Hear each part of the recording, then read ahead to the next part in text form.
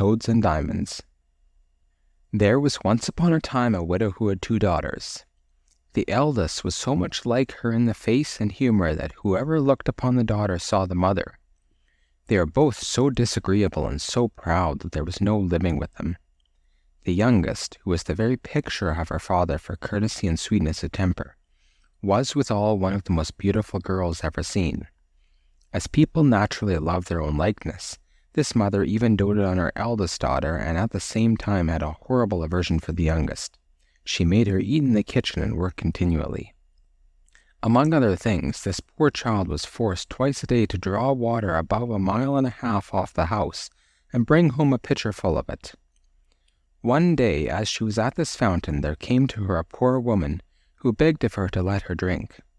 "Oh, aye, with all my heart, goody," said this pretty little girl, and rinsing immediately the pitcher, she took up some water from the clearest place of the fountain and gave it to her, holding up the pitcher all the while, that she might drink the easier. The good woman, having drunk, said to her, "You are so very pretty, my dear, so good and so mannerly, that I cannot help giving you a gift." For this was a fairy, who had taken the form of a poor country woman to see how far the civility and good manners of this pretty girl would go. "I will give you for a gift," continued the fairy, "that at every word you speak there shall come out of your mouth either a flower or a jewel." When this pretty girl came home, her mother scolded her for staying so long at the fountain. "I beg your pardon, mamma," said the poor girl, "for not making more haste." And in speaking these words there came out of her mouth 2 roses, 2 pearls, and 2 diamonds. "What is it I see there?" said the mother, quite astonished. "I think I see pearls and diamonds come out of the girl's mouth. How happens this, child?" This was the first time she had ever called her child. The poor creature told her frankly all the matter, not without dropping out infinite numbers of diamonds. "In good faith," cried the mother, "I must send my child thither.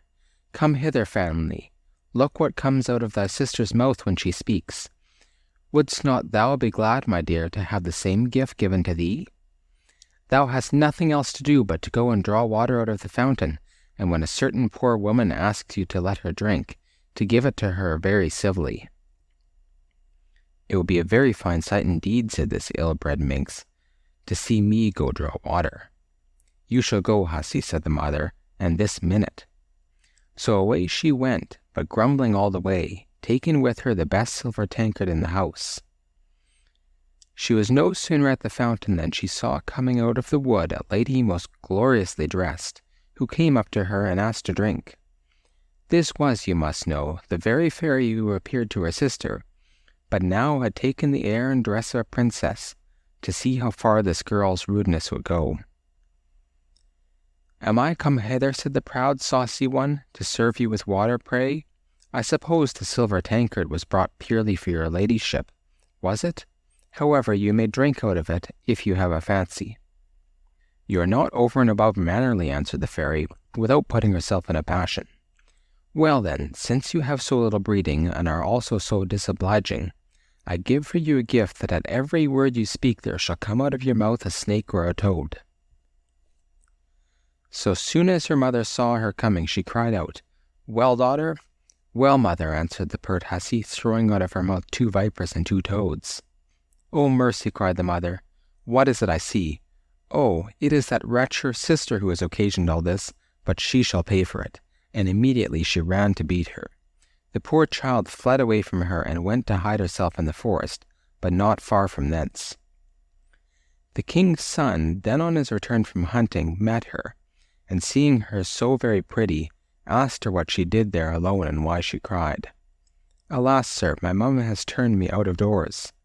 The king's son, who saw 5 or 6 pearls and as many diamonds come out of her mouth, desired her to tell him how that happened. She thereupon told him the whole story, and so the king's son fell in love with her, and, considering himself that such a gift was worth more than any marriage portion, conducted her to the palace of the king his father, and there married her. As for the sister, she made herself so much hated that her own mother turned her off, and the miserable wretch, having wandered about a good while without finding anybody to take her in, went to a corner of the wood and there died.